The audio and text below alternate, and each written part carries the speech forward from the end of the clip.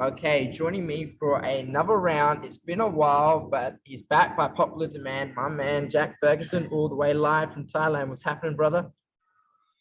Pleasure to be back, bro. Thank you. It's always great to talk to you guys. How you been? I've been doing really well, man. Honestly, the podcast has come a long way since we last spoke. I'm almost at 150 episodes. We surpassed more than 10,000 downloads. It's honestly, it's growing, and it's really nice that I'm really happy as well because you're one of the interviews that I got to do from overseas, and the fact that you wanted to Mhm. come back on for me, that's the best thing in the world, man. Thank you, bro. I really appreciate it. I love coming on having a chat. I watch all your stuff on Instagram too. Your reels are real funny, and yeah, some of the tips and stuff you do from your personal training side of things are super helpful. So yeah, it's always great to come and catch up. I feel like it's been what, a year, maybe just over a year since our last conversation. Actually, thinking about it, that yes, it was over a year. I mean, I think it was back. We spoke back in August. Shit. Mm. Oh my god, a lot's happened in a year, man. A lot's happened. Now I remember the last time we spoke. I mean, you're one of the very few people I know who literally lives a nomad dream. Living in Thailand, on your own, training full time, like no hectic responsibilities. So, man, we probably will have some new listeners for this episode. So, give them a little bit of an unpacking on how you got there.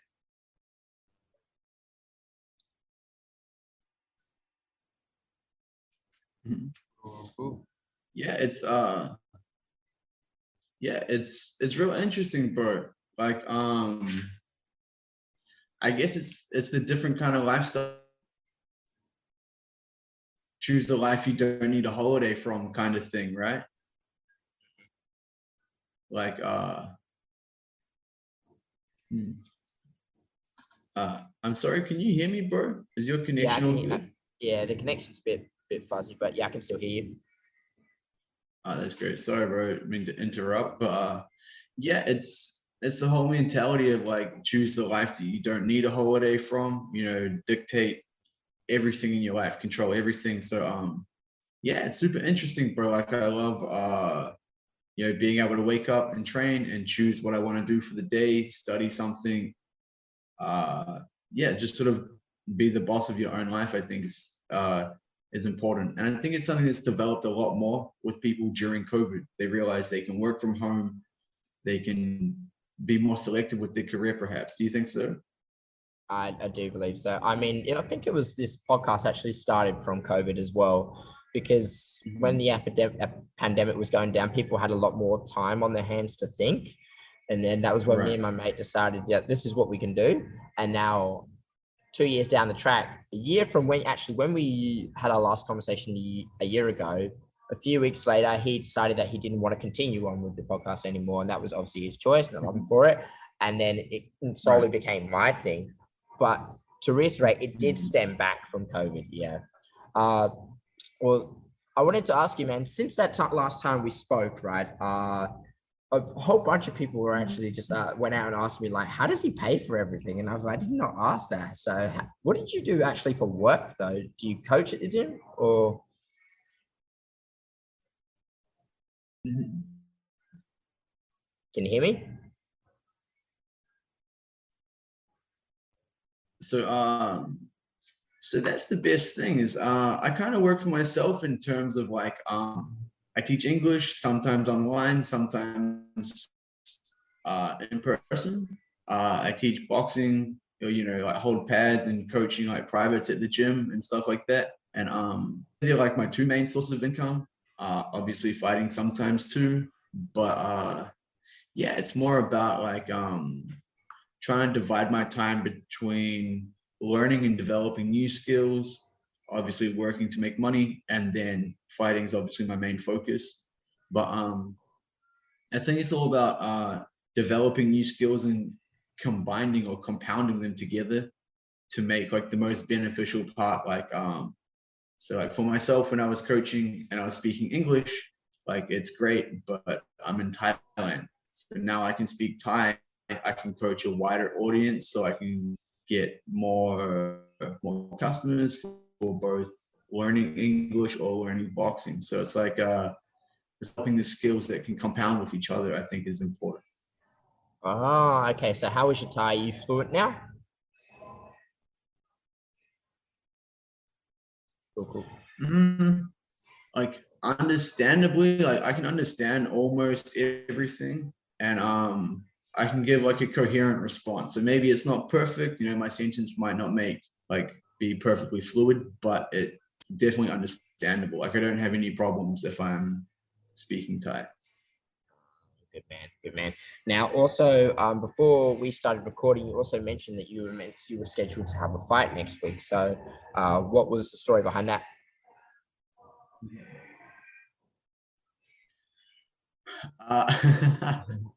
It's a funny story actually, bro. So there's these two twins that live here in Bangkok also. Mm-hmm. Yeah, these two French guys that live here in Bangkok also, and we've been sort of going back and forth for a while, for maybe like the last 3 years, scheduled to fight. COVID happened, everything like that, and yeah, I finally got them all scheduled. Lost a lot of weight, got like in fight shape, and then I posted a picture on last Friday. I was looking quite strong, like fight camp, and he messaged the promoter and was like, "Nah, he looks too strong. I don't want to fight." So, I mean, what can you do? Wow, Like, all that just from an Instagram post. That's I've never heard before. Okay, fair enough. But yeah, since I then, mean, yeah. Sorry, you were saying? I was just gonna say, like, I guess I won the fight without having to fight, right? Like, that's like the everywhere else that would be the ideal scenario, but I was looking forward to fighting, so kind of disappointing. Ah, I see, I see. And do you have anything scheduled before the end of the year, or you're still in training mode? So there's a couple of fights that I'm keeping a very close eye on that are coming up. Aaron Toe versus Paul Logan is one I'm watching very intently, just because Aaron has the New Zealand title, and I'm planning to go back to New Zealand in November. I know they have a big card there. They're looking for a main event, so entirely depending on Aaron, if he feels good, if he's comfortable, if he's looking for a quick turnaround, if he's not injured, I'd like to fight Aaron Toe for his belt. It's being discussed, but it's hard to plan when he has a fight scheduled to see if it will all line up. So hopefully I'll be on the XFC card in Dunedin in December, but we have to wait until we have all the information. Fair enough, fair enough. Because what is it? Right, I mean, in Thailand and all that, and despite everything that's going down and the COVID situation, and I wanted to ask you, like when we were speaking last time, what is the COVID situation right now? Is it completely open borders? Are you still wearing masks? Do you need vaccine to travel? What's the story? As far as I'm aware, it's pretty much back to normal. Like they recommend wearing a mask, but it's not compulsory. And like you may need to be vaccinated, but I'm not sure. Like you don't need a PCR test before you arrive to the airport or anything like that. I think you can just show up, as far as I'm aware. So it's almost back to normal, which Oh, is I good. see. Yeah, that's great to I hear. think 'Cause pretty Australia's much, yeah, Australia's back pretty much. We had a weird, like, in Perth specifically, we've had like a weird, like, past couple of months. Our government had like an emergency cabinet meeting where they thought that they thought they were going to bring back masks or restrictions, but nothing ever came out of it. There are still cases going around, but as far as I'm concerned, pretty much everything is back to normal. But the damage is like still done. Like a lot of businesses have struggled, a lot of businesses were closed down. Uh, it is what it is right now. I mean, pretty much everyone's on a regrowth, but as far as I'm concerned, like COVID's now a thing of the past. right. Yeah, so it's no Yeah. worries still coming out of that. Yeah. Now the next thing I wanted to ask you about was a little bit about your training and like what's new since we spoke last time. I remember last time you were telling me that you had been focusing a lot on your wrestling, a lot on your jiu-jitsu as well. Mhm. And one of the things we discussed was that you don't really often use the gi or don't often train in the gi, mainly because of the Right. context. Has anything changed since then? That's a great question, bro. So I have very mixed feelings about the gi. Uh, I think it's could partially be like I guess perhaps an ego thing for myself. Like I'm very good no gi, and then when I roll with someone who's probably not as good as me, but they use the gi more, they can catch me. So I get kind of pissed. I don't like it, you know. Like kind of like this. I'll always be biased towards no gi because I'm better at no gi. And having that kind of bias, I think it's easier to justify the fact that we don't fight in a gi, and so therefore it's not as relevant. Like I always love joking around, being like, "Oh, you're gonna pull my hair," you know, like, "Well, you're my little brother holding on to my clothes." Like, it's easy to make fun of the gi. I don't think that it's necessarily as beneficial as training no gi with gloves on if you're preparing strictly for MMA, but the gi is great for in terms of like when you're learning jujitsu. I think it's important to learn in the gi to begin with, at least, because it slows it down and it makes it more controllable. Like if you're just like a really powerful athletic guy and you only do no gi, like you're probably gonna beat everyone, you know. But if you're like a smaller, skinnier guy and you're using the gi and you're getting used to it, I think it's better to slow it down and learn the technique so you're not just getting crushed by everyone. Correct. Because I've spoken to a whole bunch of Like BJJ black belts on the show before, and they've been telling me a lot. There's been a massive exodus to no-gi, and mainly, well, one of three reasons. One, they tell me because the gi is expensive, which they're not wrong about. Number two, believe it or not, most injuries actually come out of the gi than the no-gi. That was one thing I learned as well, because right. they say that people are more likely to try and attempt more riskier submissions, and also more likely to get caught. Right. You know, like get their arm caught, get their lapel caught. And then the third one they say is just the feeling of the gi and all that. It's heavy over time, so it's more obviously being more technical. It's been told it's been a fast man's game. But anyway, so moving on from that, you're one of those people I know as well who's always posting books on his story. So that's one part I wanted to get into as well. And with training and everything, obviously, so you have a full-on schedule. So like, how do you like plan out your day and how do you plan out your weeks?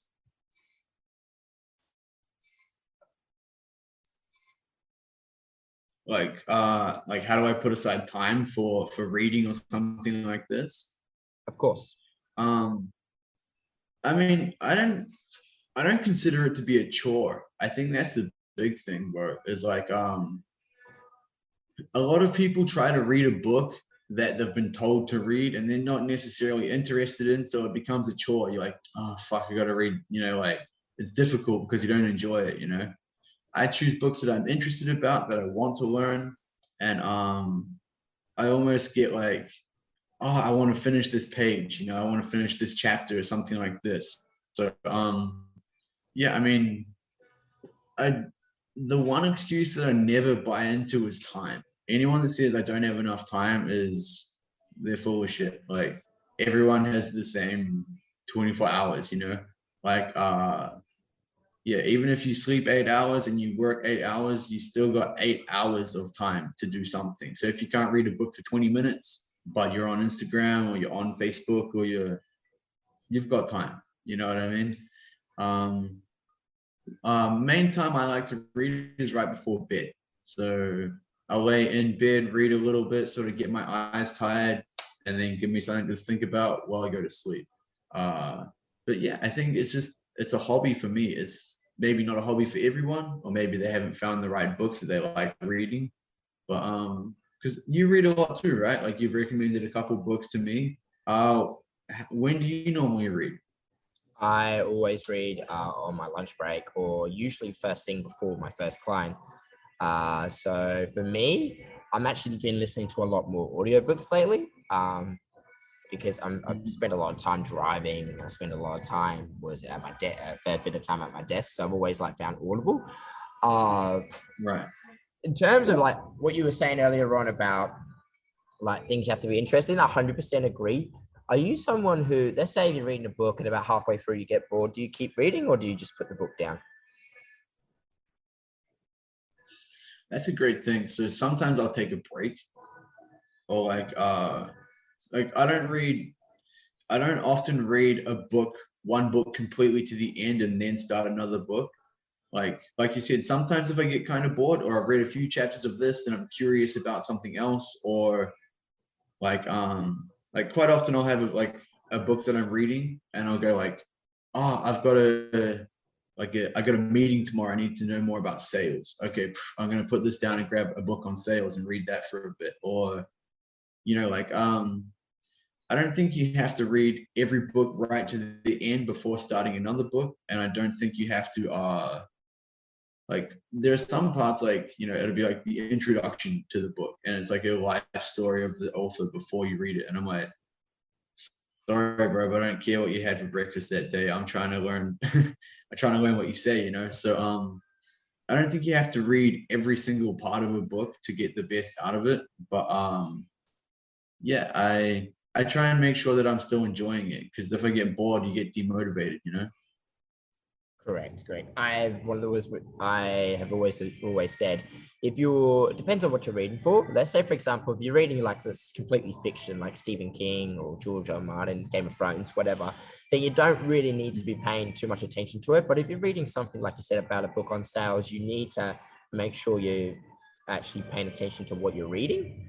Like, have you ever had that situation where you'll read a page and then you drift off and then you think to yourself, like, what was I reading about again? And then you had to reread it. Yeah, I've done that so many times. Like I'll start getting hungry and I'll be like reading through and I'll be like, oh, I'm gonna have this for dinner. Shit, I have to go back like 2 or 3 pages. But I think that's the thing about trying to read like with intent, reading not just for the sake of reading, but reading for the benefit of reading, perhaps. And yeah, and in regards to reading multiple books as well, if I have to read multiple books and all that, I'll make sure one is completely fiction and one is non-fiction. So obviously reading a storybook is a lot more easier to follow, and it's got to be at a point where I don't require as much willpower, like in the evening before bed, like I said. But if it's like first thing in the morning where you're fresh and you actually do want to learn as well, that's when you can read something like non-fiction. What I was just actually wondering, what are you currently reading at the moment? I just finished The Richest Man in Babylon, which is really interesting. I keep seeing that around. What is that even about? Like, other than the obvious title? It's really cool, bro. It's about pretty much wealth principles that have been around since ancient Babylon. So like rules like always save 10% of your income, try and invest when you can, don't get into bad debt, things like.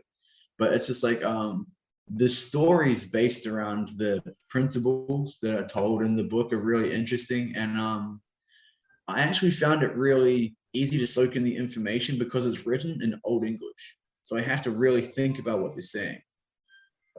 So like it'll be like, oh, dost thou not haveth thy something, But so I'm like, I have to really think about, to comprehend what they're saying, because it makes sense, but it's not like lazy English. I have to really focus on it. So I found that I soaked up a lot of the information just from that, because I had to pay attention, which was really interesting.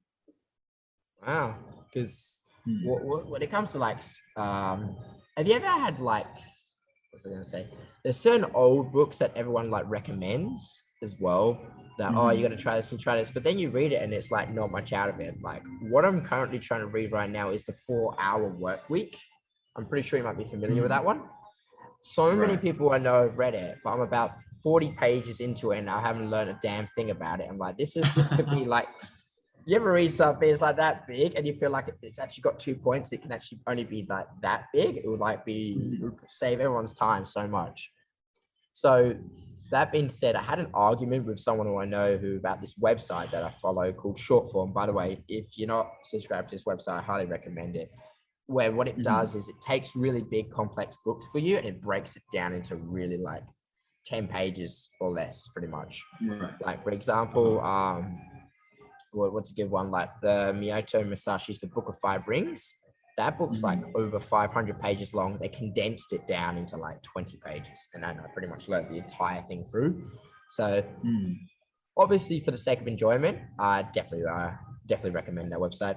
Anyway, so moving on from there, one thing I also wanted to speak to you about is that up and coming right now is UFC. We have a UFC card this weekend.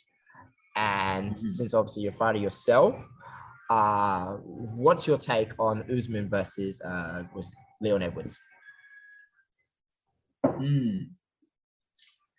That's very interesting. I feel like Leon Edwards might be more of a dynamic striker,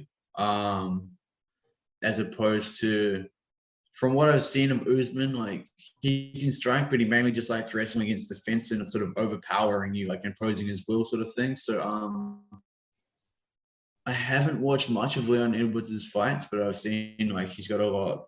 He relies probably more heavily on his striking than perhaps his grappling, from what I've seen. That's a very good point. I feel like it's hard to bet against someone like Usman now, just because he's been at the top for so long that it's sort of easier to favor him. I'm curious, do you know what the betting odds are on the fight? They're definitely swaying towards Usman, but they're not huge. It's not like what it was against Masvidal too, where I think it was like the odds for Usman were like minus 120 or something, and then the odds for Masvidal to win were like plus 400, which is huge. Well, what do you think about Khamzat versus Nate Diaz? This is like a controversial fight, like just the match of it. What do you think? I think Nate Diaz, like, if this doesn't stop him, I mean, I love him, but you're literally sending him into a firing squad.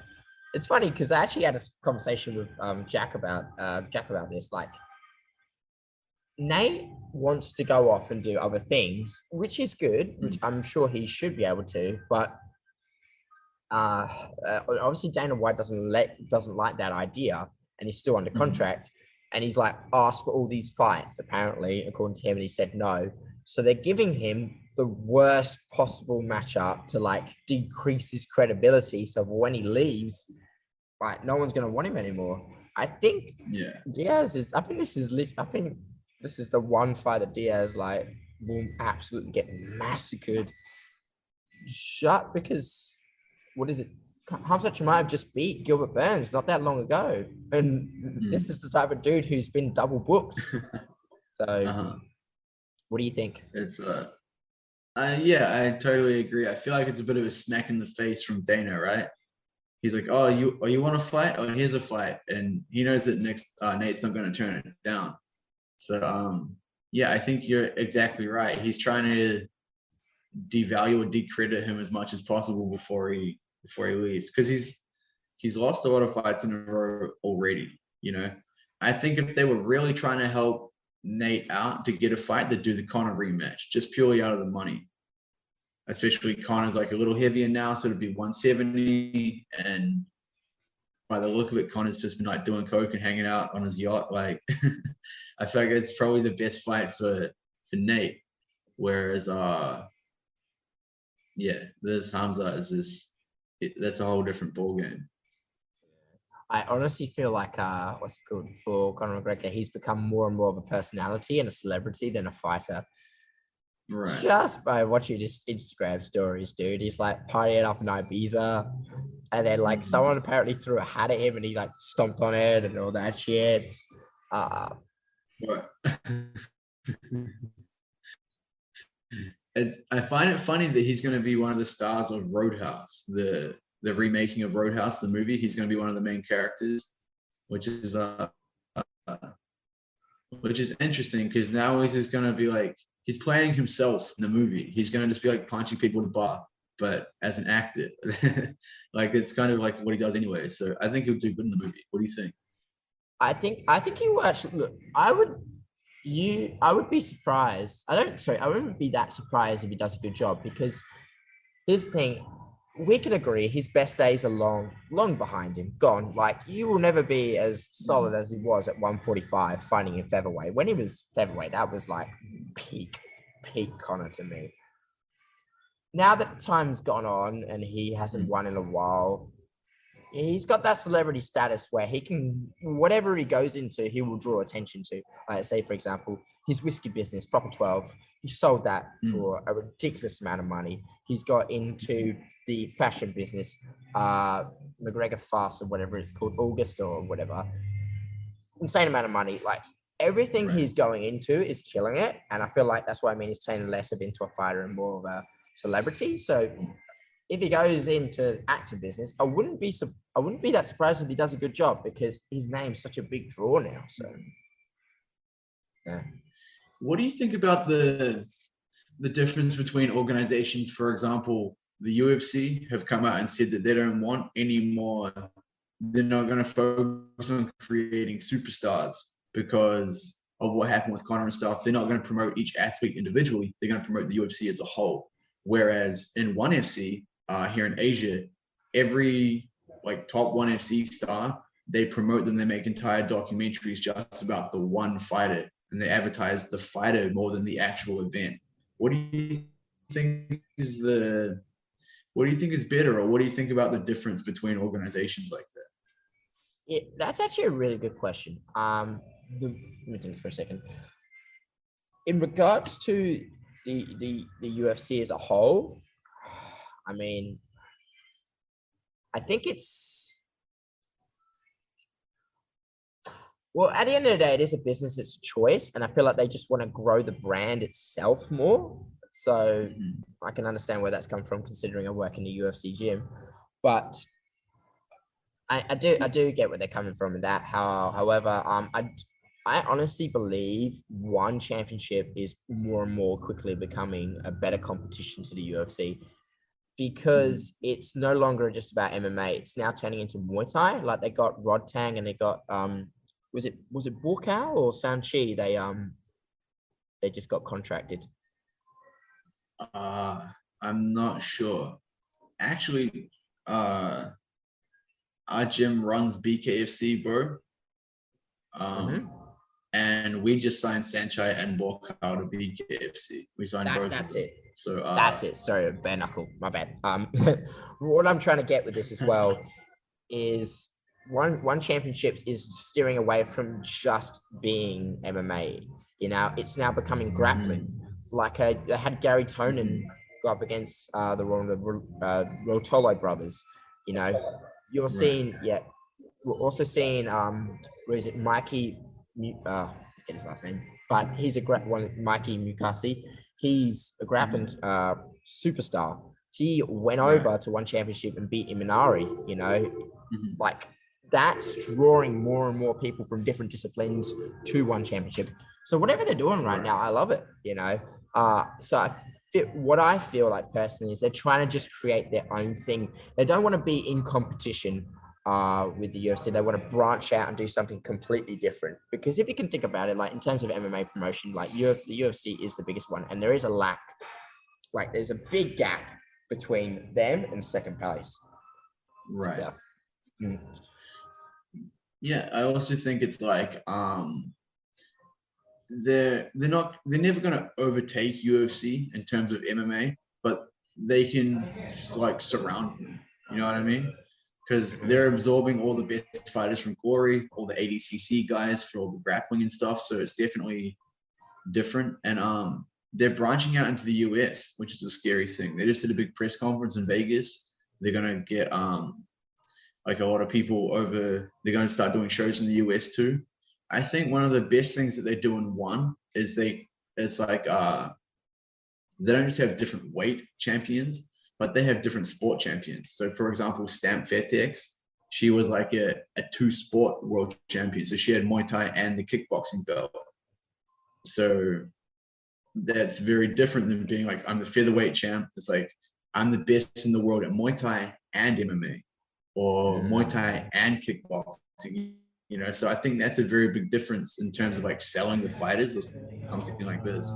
And promoting each fighter individually as a superstar, as opposed to come watch our show because we're the best show we have, instead of like we have the best fighters. Do you think so? I actually honestly believe that in terms of one championship as well, it's so much more about the actual fighting itself than sometimes the UFC. Like whenever I'm watching a UFC card, they turned it more and more into mainly a production. If you think about it, like if you pay attention to the UFC card, how many times do you hear about an advertisement, see an advertisement, try and then endorse a product? It's their canvas is actually like filled with all that sort of stuff. But in one championship, it's different. It's more actually about the fight itself. And I honestly believe what they do to protect the fighters is so much more like what they say they fight at their natural weight class with the hydration tests, which I can barely find any information about.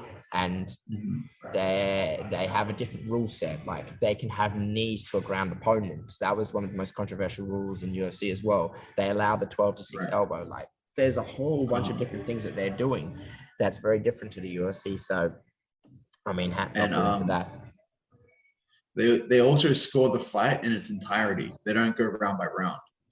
So in the UFC, a lot of guys like, oh, I got 30 seconds, shoot for a takedown, hold it, and then stand up. Okay, I won that round because of the takedown.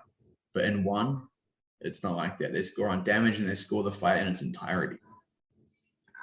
Well, I respect that because the boxing point system is probably one of the biggest controversies in UFC because there's been quite a few times now where the fighter has felt robbed because of that point scoring system. And so it's quite subjective, and not even that, but the people who they use to score the fights themselves aren't even fighters. So that's one of the main things. But there was one thing I wanted to ask you because you mentioned about Horkow and Senshi moving over to bare knuckle boxing. What's your take on that? Do you think this is a good move, or do you think this is good for the fighters, or do you think it's a bit of a publicity stunt? So I think BKFC is quickly becoming, it's like the next fastest growing sport. You know, it was MMA a long time ago.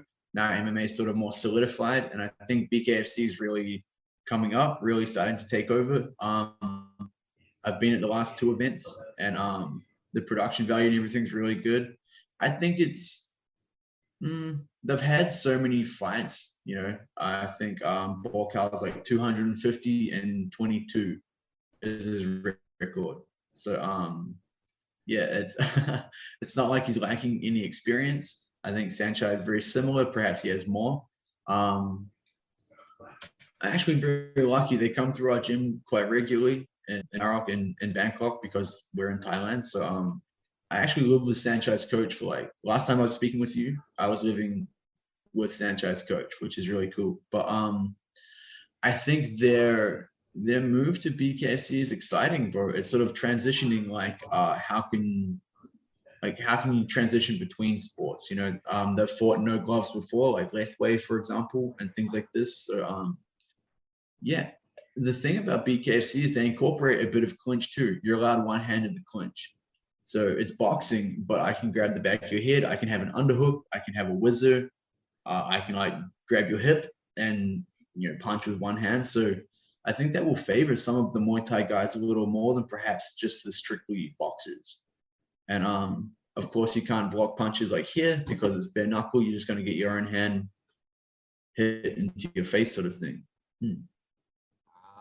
What do you think? Like, I love it. In terms of like the changing rules here.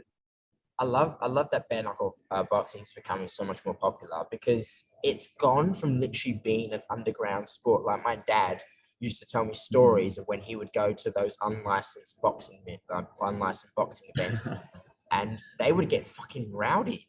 I'm not, obviously he wasn't competing, but he would go there to watch, and it was like, it became something like, it was so underground, and just to go there, it was like, oh my God, I can't believe I'm witnessing this. And now to see it on a bigger stage, I fucking love it. I mean, because, but like, the other main thing I love about it as well is that they are taking stars who or used to be stars from other organizations and making them even bigger than they were. Like they took Paige, Paige Van Zant from UFC, made her huge. They took Julian Lane, made him massive. They took Platinum Mike Perry. Fucking hell, they put him in a war against Julian Lane, and I reckon that was one of the best bare knuckle boxing matches I've ever seen. And that was just it's a very entertaining sport. But the problem with the bare knuckle boxing is that it's not something definitely for everyone. It's the next step up for hardcore fight fans. It's like Right. I'm not sure if you watch wrestling, like WWE wrestling. Like in Right. terms of like extremeness, you got the WWE, which is like a family-friendly product, which is like the UFC, you know what I mean? And then the step up from WWE is AEW, which stands for All Elite Wrestling. But in AEW, they do more things like street fights with tables, ladders, and chairs. There's more blood, there's more violence. You get where I'm going with this? So yeah. So it's but I think it's awesome. Anyway, Jack, we just need to quickly take a quick break. Zoom's telling me I've only got a minute left. I'm going to send you a new link in a second. All right, mate? Cool. Okay, bro. Sounds good. No problem. See you in a bit. Okay.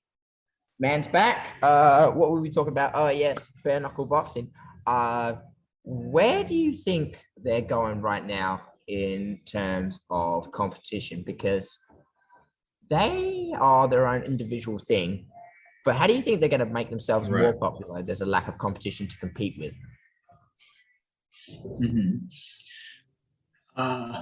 That's a great question. Where they're going, I feel like, as you mentioned before, it's definitely more of a niche market. I feel like it's more of the pure fight fans as opposed to, like some people watch UFC because they like Stylebender or they just like Conor but I feel like people watch BKFC because they like actual fighting. They like the idea, like the violence or the spectacle that fighting creates, perhaps. I think you're right in terms of like competition. There's not much aside from them. But a big thing that we're doing with BKFC here in Bangkok, when I say me, I mean like our gym, is we host a lot of like press conferences. They're doing more promotional things outside of so they're not just showing fight highlights. They're showing like we had Borkhal at the mall talking about it. Just doing like more promotional stuff, I guess, as opposed to just fighting or just promoting. But I think it's something that a lot of athletes need to develop or perhaps take more notice of. Do you think so? Like I think a lot of fighters focus almost solely on fighting, which is the most important part. But you also have to promote and advertise yourself too, right? Like 100%. Because I feel like fighting is becoming exactly that, it's becoming more entertainment than it is just fighting. So like you'll see things like Conor or Stylebender, he's always walking out dancing and stuff, and they're promoting themselves, and that's why they're the biggest guys in the sport. Whereas they may not even necessarily be the best fighter, but they're the most entertaining, they're the most well-known, so they get paid the most. Do you think so? 100%. I feel like they need to focus on what first they're a fighter, second they're a businessman / woman, because those are the ones who are very, very independent. Like let's say, for example, I'm just going to use Paige as an example because she does it so well. Like it or not, she has an OnlyFans account and she makes a shitload of money off it. And one of the biggest complaints that she had was like, holy crap, I'm making more money off OnlyFans than being in the UFC. And that's telling me something, you know what I mean? Right. So they have to be like fighters first and businessmen second. But when they dabble into the business ventures, they have to balance that and actually being a fighter. Like what happened to Ronda Rousey. Ronda Rousey was like a perfect example. She was in movies, she was in magazines, she was in TV shows, she was on everyone was hearing about it, and she marketed herself really, really well. But I feel like that was what kind of got in her way, and that's what was a reason, one of her falls from grace. But she was making so much money off all that sort of stuff. She wasn't worried about what she was getting paid in the UFC. She was fighting because she loved it. And I feel like that's one thing a lot. So what happens with a lot of UFC fighters, like I honestly believe that's why they can't keep going. It's because of the pay, and it's because they kind of don't know how to market themselves. And another really good way to bring it down is what's his name, Luke Rockhold. He just got off the press conference and he was criticizing the UFC that there's a lack of pay and a lack of healthcare, and that comes down to those types of people who focus just solely on the pure fighting aspect. And again, that's where it's going. Do I like it? No, but at the same time, that's unfortunately the truth. You have to be a better business. If you're going to be a top fighter, you have to also be not as good as a businessman, but pretty darn close to it if you want to at least make more money than what everyone else is making, really. I feel like you have to be business orientated. Maybe not like, as you said, not a full-time businessman, but you have to understand the business that you're in, which is entertainment. I think the big thing is, bro, is like, yeah, like you said, Ronda Rousey, she mentioned it well. They asked, there was she was at a press conference when she was fighting, when she was like the biggest thing in the world, when it was her and Conor there. And they were asking her like, oh, what do you think about women pay compared to men being paid in UFC? And she's like, well, you get paid for the revenue that you generate. And she's like, I get paid well because I'm generating a lot of revenue. And that's not necessarily like a man versus woman thing. It's like well, Conor gets paid more because he brings more people, you know, or Izzy gets paid more because he brings more people. So I think like there is a lot of people complain about fighter pay, and it obviously can be improved, but it's a two-way street. There's people that can improve their sellability to improve their pay. And the way it was explained to me, bro, is you don't make money from fighting. You make money from being the fighter. You know what I mean? Like if Conor was just some dude and he wasn't in the UFC, he wouldn't be in movies, bro. He wouldn't have whiskey companies, and like he makes all this money from being Conor McGregor. And obviously the money comes from fighting to begin with, and that's what keeps him relevant.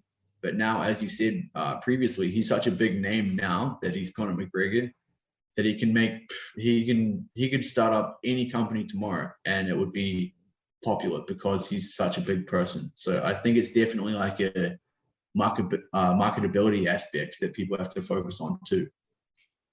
Correct. And now to play devil's advocate as well, we've got the situation where the fighters, they don't want to do that. Why should they have to be businessmen when they're there solely for the purpose of fighting? And then I think that's also the reason why we have the UFC has that class action lawsuit against them, also regarding Francis Ngannou, because Francis Ngannou has complained about the fighter pay and the bullying tactics, and that's why he hasn't fought since Cyril Gane. Right. And also, he himself is a bit of a draw of a name, because let's say, for example, when Tyson Fury had his last fight, he put Francis Ngannou in the ring, and then he wanted to put him in a boxing match, and that is huge. That would have made I reckon that would make so much money as well. But Dana White doesn't like that. He doesn't want that unless he gets a cut himself. So that's the main thing where I'm going with this. Like Francis Ngannou he's not in movies, he's not in magazines, he's not like considered business savvy, but he just wants to be a fighter and make money off fighting. But he's a big enough draw than that. You get where I'm going? Yeah, I totally agree. I feel like, as you said, back in the day when UFC was first coming up, it was based entirely on who's the best fighter and entirely on who's the toughest guy. It doesn't matter if you're marketable or not. But as UFC is becoming more mainstream, like like people are not watching UFC just for the fun of watching a fight anymore. They're watching it they want to go to the bar with their friends because Conor's fighting and stuff like this. So yeah, I totally agree that being the best fighter should classify you as being the best paid. If you're the champ, you should be getting paid more than someone who's not. But yeah, I definitely think that there's things you can do to generate your own income too. I think the biggest thing is sponsors. The UFC took sponsors away, and that's a huge pay cut. Like George St. Pierre was getting $800,000 every fight from Under Armour. That's just one sponsor. Wow. Yeah. I didn't know he was getting that much money from them. Yeah. That's a lot. Every fight, bro. So that's like 3 or 4 a year for a long time. And they're like, oh no, Reebok's going to give you $5,000. And he's like, what the hell? Like, I think it's very strange. But yeah, I think it comes down to using your name as being the fighter to market and sell other things, perhaps. Yeah, I remember those days back when fighters, they lost all their sponsors and they used to put all their sponsors on their shorts and on the banners behind them, and then Reebok came in and sort of like took that all away, and a lot of fighters weren't really happy about that because then they lost a lot of their own revenue. But you do also see like fighters trying to go for drastic things really to get paid. Like there was the meme about Justin Gaethje and Trojan condoms. I remember that one. That was like protect yourself at all times, whatever. I mean, so they will go through drastic ways, obviously, to get paid. Anyway, I wanted to circle back to bare knuckle boxing, just because we brought that up. Right. You mentioned earlier that your gym's promoting the Bare Knuckle Fight Club. Is this something that you personally want to get yourself involved in, or do you just want to stick to MMA? That's a great question. I haven't really thought about fighting BKFC. I feel like right now it's better for me to focus on MMA. I feel like BKFC is so brutal. The fact that there's no gloves and everything, and you're gonna injure your hands, you're gonna get cut, you're gonna get hurt. I feel like it's something that it's very difficult to go between sports. Like it's very difficult to, be doing wrestling 8 sessions a week and then go and box. And it's like against someone who's only boxing, who's only doing bare knuckle boxing training, I think it's very difficult to cross over between like the peak of 2 sports, So I mean, I'm not gonna say no right now, but I wouldn't consider it a priority. Cool. Of course, man. Now, the next thing I also wanted to ask you as well is like, what's your schedule like weekly in terms of like training? Like, what are you doing right now from Monday to Sunday? Right. So we train minimum is like twice a day, 6 days a week. So we'll train usually every morning is like grappling and MMA cage drills and wrestling and stuff like this, like MMA based grappling. And then every afternoon is like boxing or Muay Thai, striking, sometimes do gi, not very often, but yeah, it's pretty like an even split. I try to spar only once or twice a week. I think sometimes, like I know people that spar every single day, and I think there's a fine line to a point where it becomes detrimental to training, because you're going to get like a sore ankle or something, and you can't it sort of takes away from some of your other training perhaps. So I try and spar like once or twice a week, and everything else is just grappling and striking like pads and stuff like this. Awesome. And in regards to things like nutrition, or that, someone wanted to ask you, like, how do you get your nutrition in, considering like you're in Thailand half the time, you're surrounded constantly by street food and all that? Like, how do you work your way around that? So I'm a terrible cook, bro. So I don't think I've cooked ever since I've been here in Thailand, because it's so cheap just to buy food. We're really lucky. We go to a local restaurant, like a Thai food restaurant right around the corner. And we just ask, her name's Pile. We just ask her for any like specific requirements that we have. I'll be like, look, I need a lot of chicken breasts, some vegetables, a little bit of rice, or I'm cutting weight or I'm not. And she's not like a nutritionist, but she understands, you know, she's been around fighting a long time, and you just tell her like, oh, I'm losing weight, I need to eat this and this, and she can cook it for you. So I'm pretty lucky in that regard. In terms of nutrition, if I'm not fighting and losing weight, like I still eat pretty healthy, but I'm not going to like exclude pizza or something occasionally. You know, I'm not like a real strict diet guy unless I'm dieting to lose weight. But yeah, I don't really do any like supplements or anything either. Like some fish oils and some zinc, but in terms of like creatine or protein or something, I don't really do it that much. Really? Not at all? Wow. I find I get quite like pimply. Like if I drink a lot of protein, I get like pimples, and then that can turn into like a staph infection or something kind of easy because it's so humid here in Thailand that I'm like, I'll just BCAA sometimes, but everything else, not really. Staph infections ain't great, I'll tell you that. I've seen quite a few of those around in my time. I'm like, no, thank you. And like, what do you do like now in terms of like recovery, considering that Thailand is quite humid most of the time? Mm-hmm. Yeah, so I think a really big difference is it takes a long time to rehydrate after training compared to training back home in New Zealand, because like it's not uncommon to lose 3 kilos of water during a session. You know what I mean? Like if we're grappling for like 2 hours and we're going hard, and it's like 35 degrees, yeah, you're gonna lose probably 2.5, 3 kilos. So like drinking obviously a lot of fluid, but in terms of like recovery, I'm a big fan of like sauna and ice bath, especially. Not just for recovering and relaxing your body, but I also like the mental aspect of it, because you can push yourself mentally without causing like physical harm. You know, like, or if your body's sore, you can still sit in an ice bath for 10 minutes and just endure it, you know, mentally, because it's more of a mental thing than perhaps a physical thing.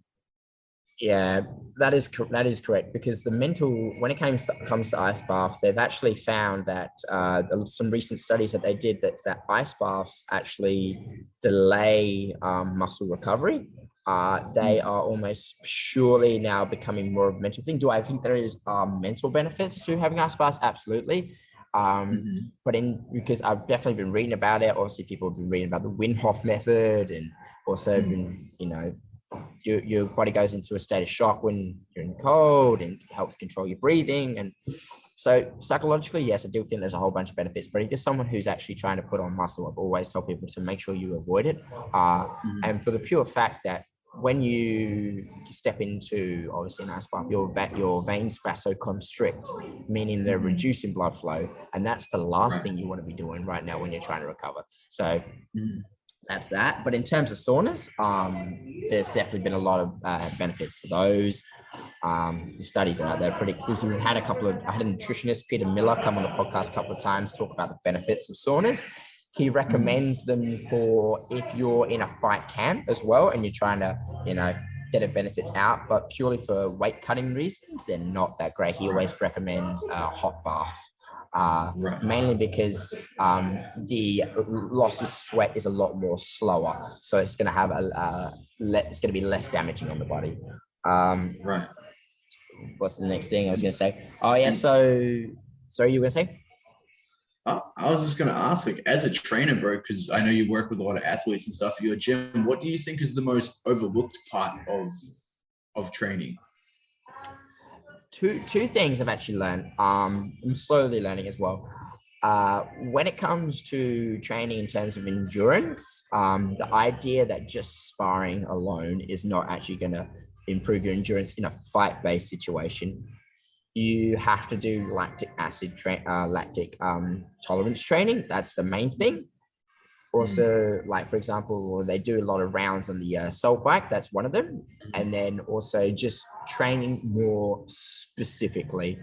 So one exercise I love to give to people who do BJJ is Zercher squats, where you put a bar in between your forearms, and then it's a wide stance because it replicates what you would do in a single leg or a double leg takedown. And also just because what is it? getting more specific, you have to mimic movements. And that involves things like doing Bulgarian bags and double slams and getting into positions you would normally get into. Whereas just by doing bench press alone isn't going to help you that much. Right.